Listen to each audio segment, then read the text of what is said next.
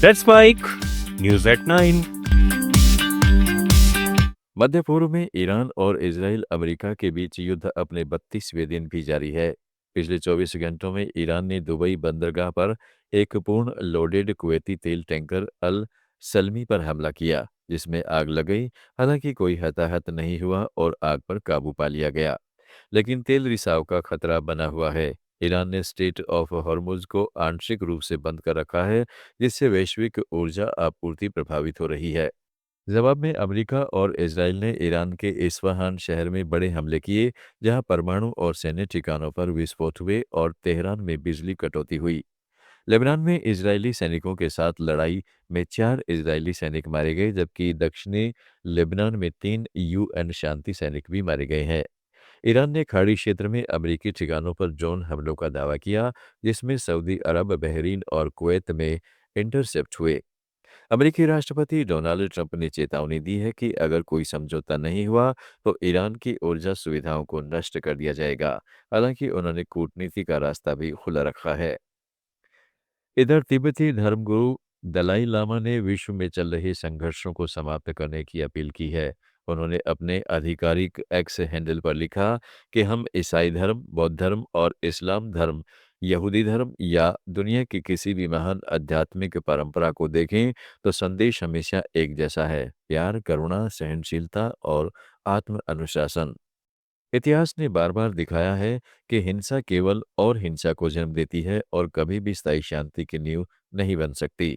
किसी भी संघर्ष का स्थायी समाधान, चाहे वह मध्य पूर्व में हो या रूस और यूक्रेन के बीच, संवाद, समझदारी और आपसी सम्मान पर आधारित होना चाहिए। मैं प्रार्थना करता हूँ और आग्रह करता हूँ कि हिंसा और संघर्ष जल्द ही खत्म हो। इजराइल की ओर से दिए गए एक बयान में कहा गया है कि पाकिस्तान की तुलना में भारत बेहतर मध्यस्थ साबित हो सकता है। यह टिप्पणी ऐसे समय आई है जब पाकिस्तान के प्रधानमंत्री शहबाज शरीफ और सेना प्रमुख आसिम मुनीर लगातार मध्यस्थता की कोशिश कर रहे हैं और वार्ता की मेजबानी का प्रस्ताव दे चुके हैं। हालांकि रिपोर्ट्स के मुताबिक ईरान ने बातचीत से इनकार कर दिया है। इजरायली विदेश मंत्रालय की विशेष दूत फ्लूर हसन नहूम ने एक इंटरव्यू में पाकिस्तान पर टिप्पणी करते हुए कहा है कि वह खुद को प्रासंगिक दिखाने की कोशिश कर रहा है और उसकी भूमिका सीमित हो सकती है, जबकि भारत को एक मजबूत और संतुलित साझेदार बताते हुए बेहतर मध्यस्थ की संभावना जताई गई है। नेपाल की राजधानी काठमांडू में पुलिस ने सुबह पूर्व मुख्य जिला अधिकारी छाबीलाल रिजाल को गिरफ्तार कर लिया है। उन्हें पिछले साल सितंबर में हुई जेनजेड विरोध प्रदर्शनों के दौरान कथित लापरवाही के मामले में हिरासत में लिया गया है।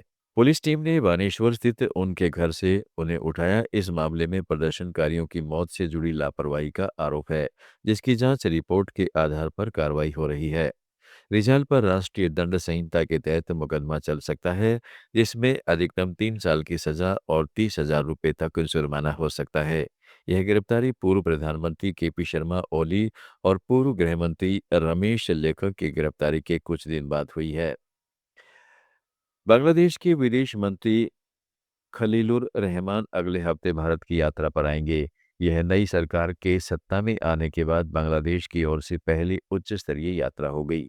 नई दिल्ली में 7 से 8 अप्रैल को वे विदेश मंत्री एस जयशंकर, राष्ट्रीय सुरक्षा सलाहकार अजीत डोभाल और वाणिज्य मंत्री पीयूष गोयल से मुलाकात करेंगे। इसके मुख्य एजेंडे में बांग्लादेश का बढ़ता ऊर्जा संकट शामिल है, जो पश्चिमी एशिया के युद्ध और हॉर्मुज की स्थिति के कारण और गंभीर हुआ है। बांग्लादेश ने भारत से अतिरिक्त डीजल और पेट्रोलियम उत्पादों की आपूर्ति का अनुरोध किया है। साथ ही दोनों देश 1996 की गंगा जल संधि के नवीनीकरण पर चर्चा करेंगे, जो दिसंबर 2026 में 30 साल पूरे होने के बाद समाप्त हो जाएगी। यह यात्रा दोनों देशों के बीच तनावपूर्ण दौर के बाद संघर्षों को फिर से मजबूत की दिशा में एक महत्वपूर्ण कदम मानी जा रही है। अमेरिका की द्वितीय महिला उषा वेंस ने अपने एक इंटरव्यू में कहा है कि वह और उनके पति अमेरिकी उपराष्ट्रपति जेडी वेंस हर मुद्दे पर एक जैसी राय नहीं रखते। उषा वेंस ने एक साक्षात्कार में स्पष्ट किया कि हर विषय पर सहमति होना संभव नहीं है और असहमति से बातचीत के नए अवसर खुलते हैं। समाचारों में फिलहाल इतना ही। जुड़े रहिएगा लेट्स माइक के साथ। आप सुन रहे थे let's Mike more than radio. Follow कीजिए हमें